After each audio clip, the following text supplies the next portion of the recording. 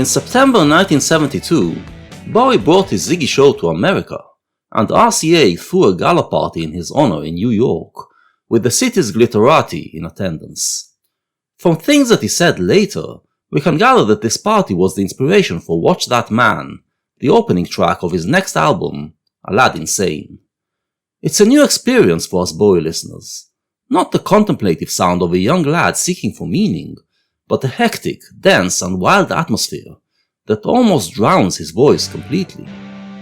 We find that Ziggy has taken Bowie into the jet-set world, where he attends those famous rowdy and glamorous parties thrown by the bohemian New York scene. How does he feel about all this?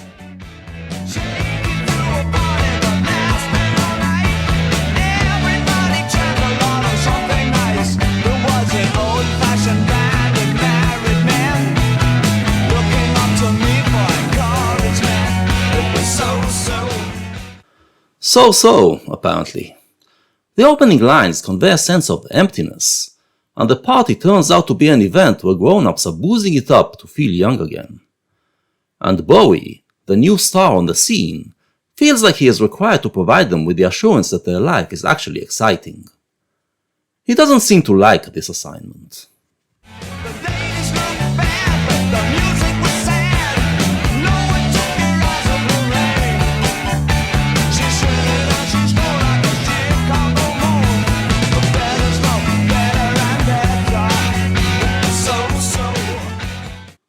Luckily, some of the weight is lifted off his shoulders, as someone who's even more glamorous saunters in, and all eyes are turned from him to her. Referred to as Lorraine, she is reportedly the model Serinda Fox. We already get the main theme of the record: watching. The credo of the 60s counterculture parties was that everyone should do their own thing, celebrate their personal freedom. Here, it seems that no one is doing their own thing, but rather watches what the others are doing, looking at them to find reasons for their own existence.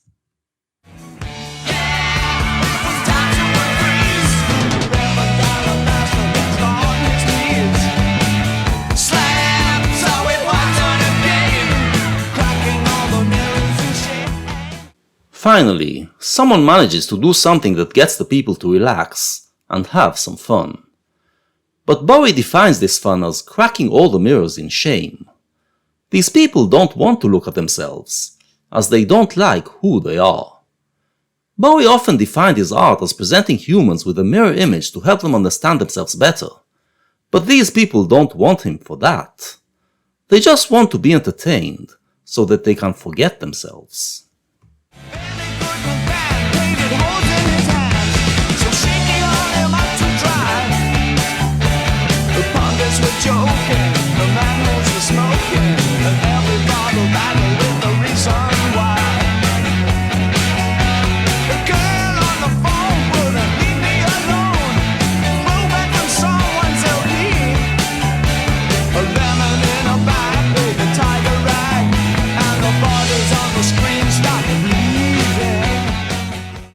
In this verse, we get the sense that the party takes place on the mouth of hell, which threatens to devour it, and seeps into it via the smoking manholes and the bleeding bodies on the screen. The mention of Benny Goodman and the Tiger Rag shows that some of these attendants are completely out of touch with contemporary music, and don't belong in this party. And it also throws us back to the 30s, insinuating that these people are partying while the world around them is about to collapse. They are just drinking themselves into oblivion, trying to forget that there is no reason to their life, and make the bleeding bodies on the screen look prettier. Salvation is being foregone and ridiculed, as one attendant paints holes in his hands, and the host proceeds to hang him up in mock crucifixion. The earlier image of the Reverend dancing on his knees now seems like a symbol of piety turned into something raunchy. While our hero is being nagged by some girl, it throws him back to a line from someone's LP, and we can even deduce which LP it is. It is John Lennon's first solo album, and the track is I Found Out, which contains the line, "The freaks on the phone won't leave me alone." The lemon in the bag is surely Lennon, known for his baggism. In that track, Lennon addresses all the people who look up to him, expecting him to provide them with a solution to their problems, and he tells them that they should think for themselves, for only they can find their way to happiness. Bowie is reminded of this song because the people are now demanding solutions from him, but it seems he doesn't exactly remember which song it is, and therefore does not follow Lennon's example. Or maybe he simply lacks Lennon's guts to tell all these hangers-on to fuck off.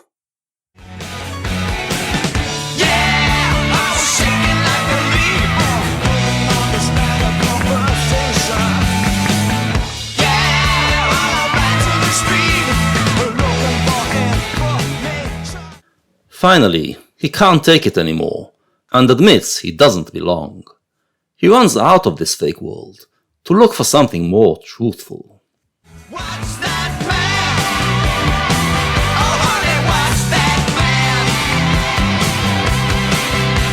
He talks like a jerk, but he could eat you with a fork and spoon. What's that man? Oh honey, what's that man?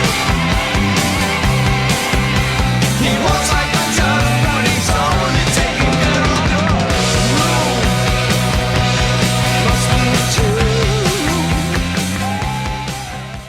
So, who is that man that we are asked to watch? I believe he is the assemblage of all this crowd put together, the prototype for the personality that is revealed in this party.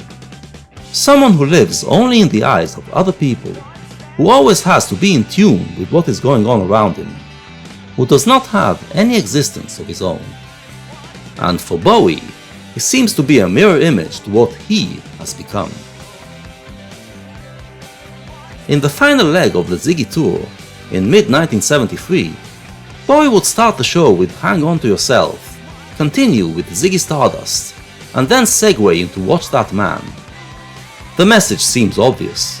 Hang On To Yourself is that moment in the Ziggy story when stardom beckons, and the hero warns himself to hang on to who he is, and not let himself be taken over by his stage persona. Ziggy Stardust shows him failing, and starting to think of himself as the special man, elevated above all the rest. And Watch That Man is Bowie telling himself that this is actually happening.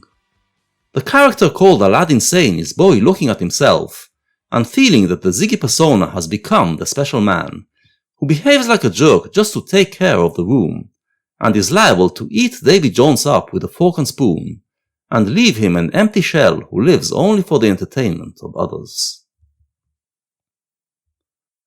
Every Bowie album of this period opens with a track that conveys a sense of crisis, which the rest of the album then deals with.